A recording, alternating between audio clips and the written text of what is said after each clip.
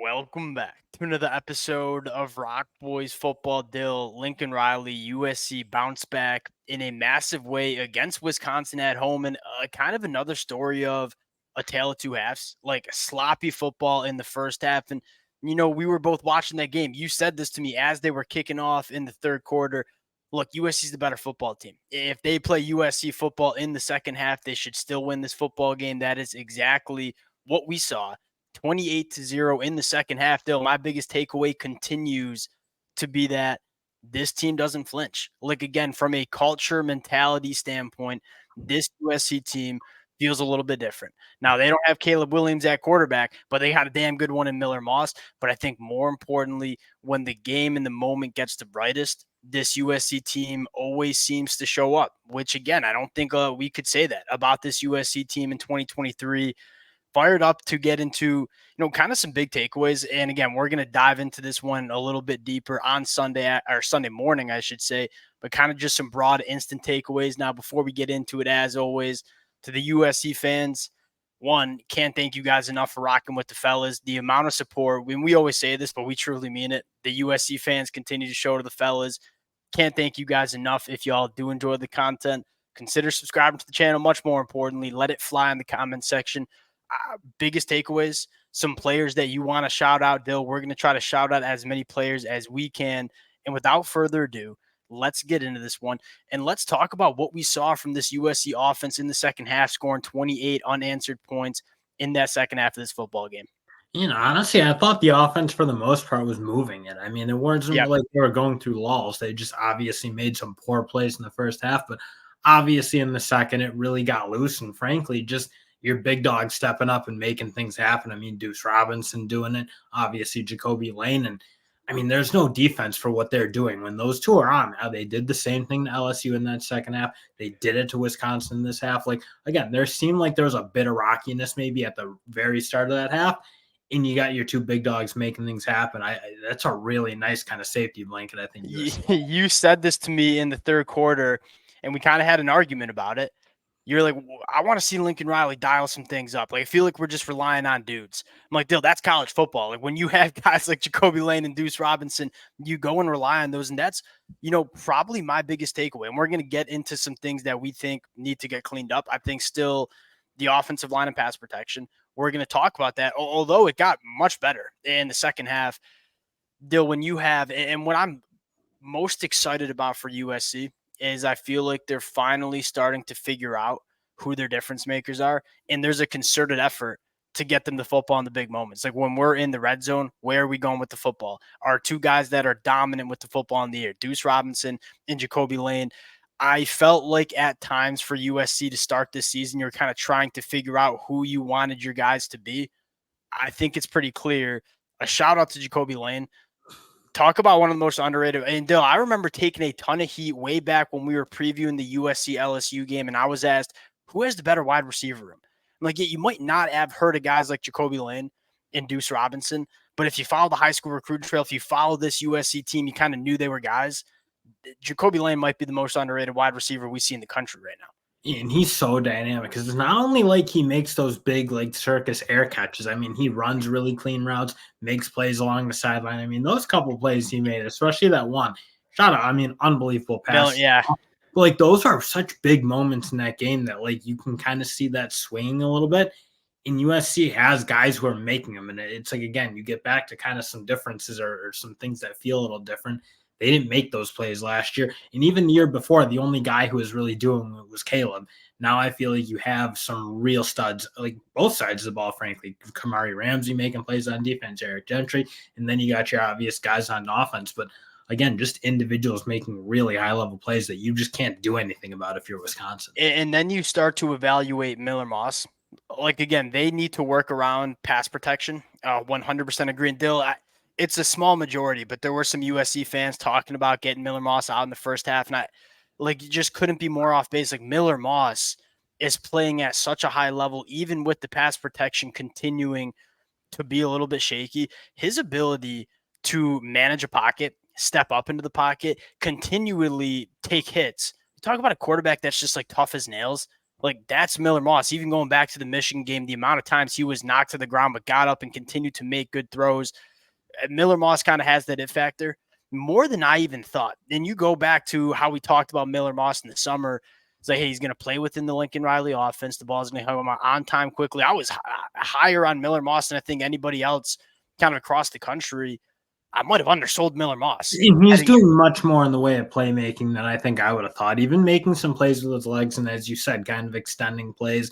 Not like he's like super fast or anything like that, but really savvy in the pocket. And you're right, has really, really good presence. And he is making a lot more plays than I think I would have expected. I would have thought the ball again, like you won't want to hold it more than 3 seconds, ball out really quick. But they do have a guy in Miller Moss who I think is a far better playmaker than I would have thought. 100%. Like, he's got that more of that it factor than I probably gave him credit for heading into 2024. Look, he's staying on schedule. He's playing within the Lincoln Riley offense, but he's also making some throws and some plays that are very, very impressive. I'll go with one. Let's go into the short criticism of USC. One, you got to figure out how to start faster. And it's kind of surprising back-to-back weeks where, look, Lincoln Riley is one of the best offensive play callers in the game. And you give him a whole week to prep. In Michigan's case, you had 2 weeks to prep. And you still gotta just come out a little bit flat with the energy, more than I'd say the play calling. You want that to get cleaned up. I Yeah, think but you're even that, it's like they need to like avoid special team snafus agreed. because that 100%. frankly has been a big issue both starting weeks. And Yep. then Michigan game, you're obviously like, I mean, people criticize Lincoln for that start to the game, but they were starting inside their 5 on 2 straight drives. In this game, you have a muff punt. I mean, they honestly like their team, I thought came out and played pretty good against this Wisconsin team, but they really can't afford to take those issues on special teams. Like And I that. love like weathering the storm. Like, yeah, there were some bad breaks to start the game, and you weather the storm, you come out, you dominate in the second half. Okay, getting into what needs to get cleaned up. I have 2 things written in my notes. One, obviously, Dill. I thought Elijah Page had a little bit of a bounce back. He struggled picking up that delayed blitz early that I believe was the one that led to Miller Moss's strip sack. Look, we're both really confident in Elijah Page. Like, you see the flashes, you see an NFL caliber left tackle. It just needs to continue to get cleaned up. So I'm not too concerned about Elijah Page. Like, I think it's still important to note he's still early in his career playing left tackle as a redshirt freshman. I think the one I'm a little bit concerned of is Alani Noah at right guard.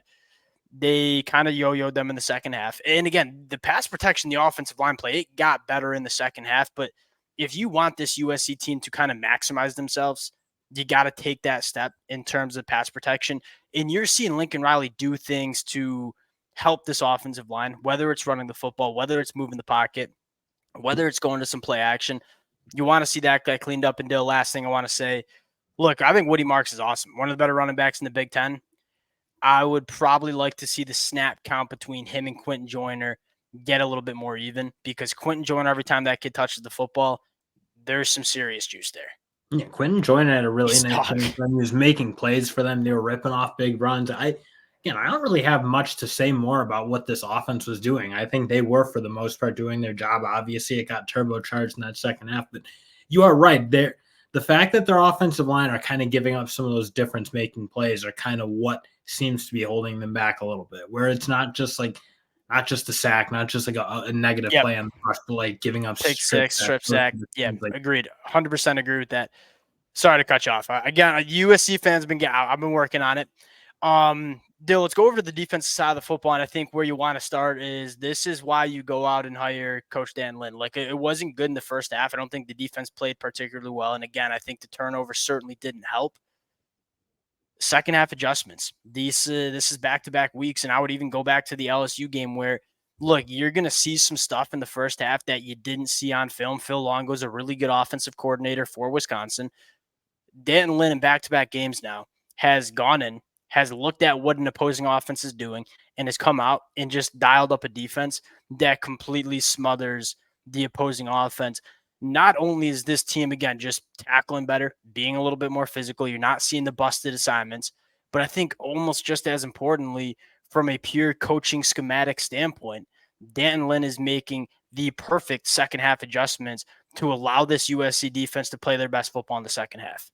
Yeah, and I think also like just coming out and playing with much more intensity, I think was another big part. Like, yeah, they were making some adjustments, but I think the one probably frustrating part for USC fans was Wisconsin was kind of pounding on them a little bit in a couple Yes. of those drives to end that half out. And that, again, I'm not sure there's much you can do schematically. It's like LSU, when they look at them, it's like, well, I'm sure they want to do something to stop getting beaten up on the line of scrimmage and letting run plays kind of run. The thing is, I think you can, because what did you see Dan Lynn do in the first half was, all right, we're going to go to our second half of the Michigan game, and you saw it at times in this Wisconsin game. We're going to go a little bit more to that bare front, and we're going to look a little bit different with our defensive front and give the offensive line some different schemes to have to block up. And obviously, it worked quite well in the second half. But you also just saw guys play better football. Like Dill, I would love to be in that halftime locker room speech, because Lincoln Riley must be spitting out absolute fire in the halftime locker room. Yeah, because they are coming out different, and you got your leaders like Kamari Ramsey making big plays. You obviously had Eric Gentry continuing to play at a really, really high level. And what I loved is I thought this was the best game I thought from the defensive ends. I thought they were making Yep.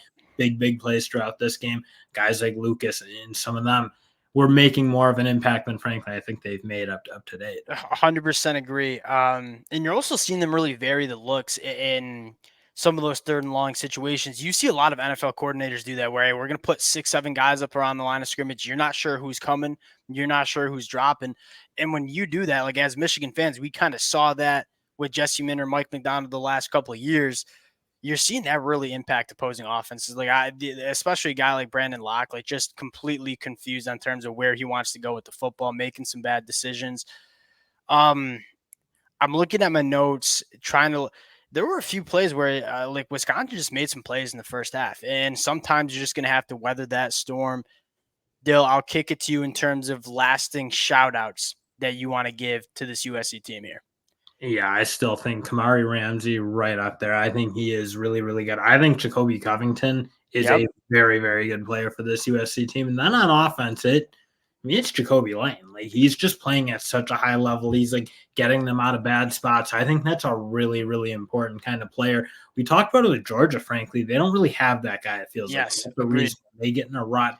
They kind of stay in a rut, or at least we feel like that's possibly a little bit what's happening in Georgia. You don't really need to have any questions about who's the guy. Who do you look for when you're in trouble? It's Jacoby Lane, and he is making consistently that play that they need him to make. Having a player like that is massive in college football. There's not a lot of teams that have that, quite frankly, but when it is, we got to go make a play to either get back in this football game or put a football game away or just make a generally big time play to win a football game.